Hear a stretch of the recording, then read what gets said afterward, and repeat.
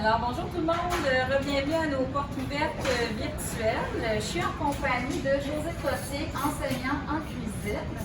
Donc, dis-moi, Josée, moi j'aime beaucoup la cuisine. Par contre, c'est quoi les qualités que ça prend pour être vraiment un bon cuisinier? Premièrement, il faut avoir une attitude à travailler debout. Parce que c'est des journées longues, on travaille debout, on travaille dans des positions stationnaires souvent.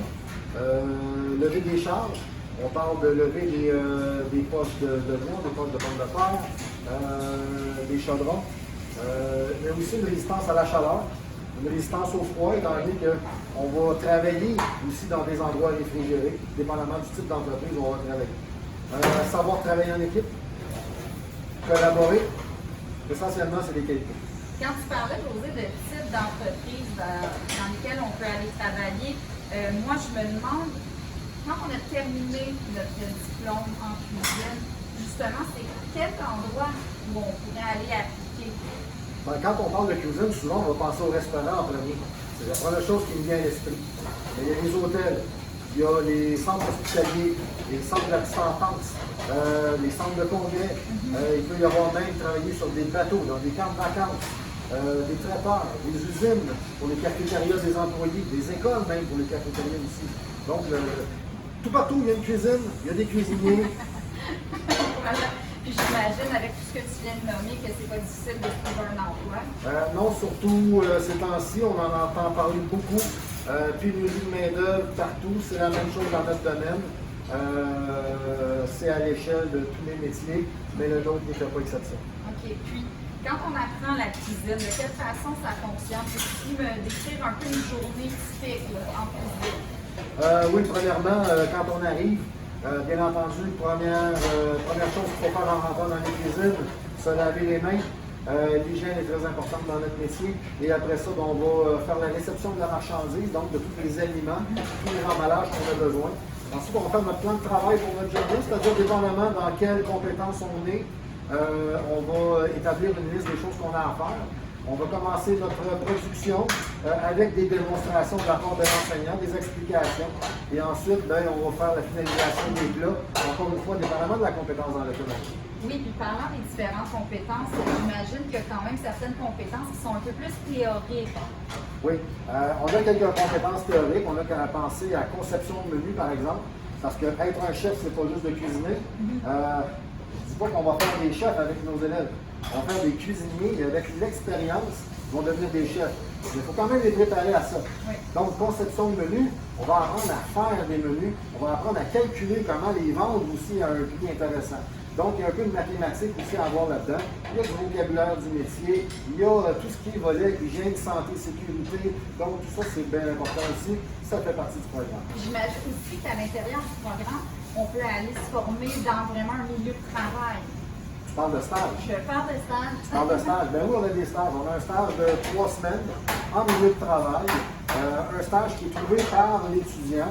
S'il a de la difficulté, par contre, on peut lui donner un coup de main, c'est bien évident. Parfait, parfait.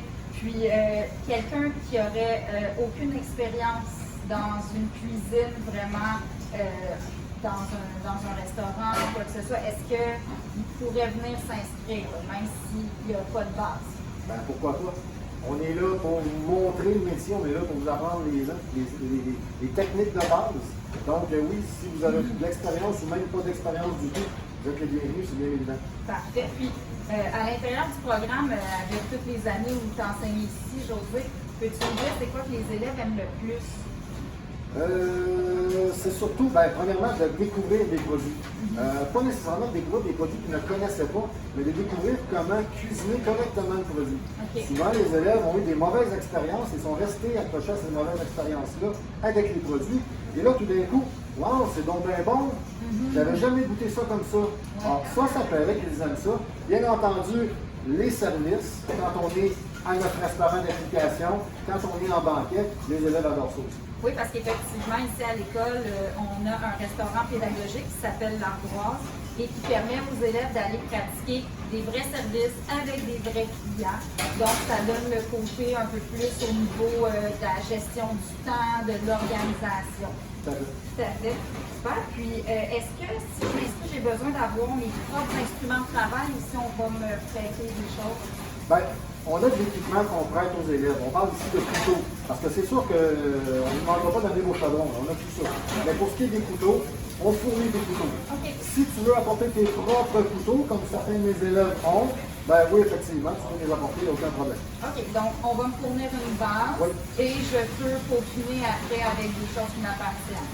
Parfait. Je suis curieuse, Josée, on voit tes élèves qui sont en train de travailler ici. Est-ce que tu pourrais m'expliquer qu'est-ce qu'ils sont en train de faire? Bien sûr. Présentement, on est dans la compétence petit déjeuner. Okay. Et dans les petits déjeuners, on fait des services ici à la clientèle. Donc, on se prépare présentement pour un service de petit déjeuner. En ce midi, on va recevoir des clients, environ 50 à 70 clients, et on offre un petit déjeuner. Là, ici, j'ai des élèves qui cuisinent sur la ligne, en train de faire les pommes de terre, les œufs les œufs pochés pour notre service, la sauce hollandaise pour les œufs bénédictines. Donc, on est en train de se préparer pour le service qui commence à 11h. Ah, wow, ok, super. Donc là, ils n'ont pas l'air stressés, mais en ce moment, ils vivent quand même une petite pression. Ben, il y a une petite pression quand le temps avance. Plus on approche de l'heure de début de service, plus la pression va augmenter et on est au summum là, quand on est en plein dedans. Super. Donc, on va vous laisser travailler, on va vous laisser préparer votre service. Et je te remercie beaucoup, Josée, d'avoir pris le temps de répondre à nos questions. N'hésitez pas, si vous avez d'autres questions, allez sur notre page Facebook, allez sur notre site Internet. Vous pouvez téléphoner directement à l'école et aussi venir participer comme élève d'un jour, passer une journée dans un groupe avec des enseignants ici comme Josée qui vont vous montrer une petite base de cuisine. Donc, merci beaucoup. Merci.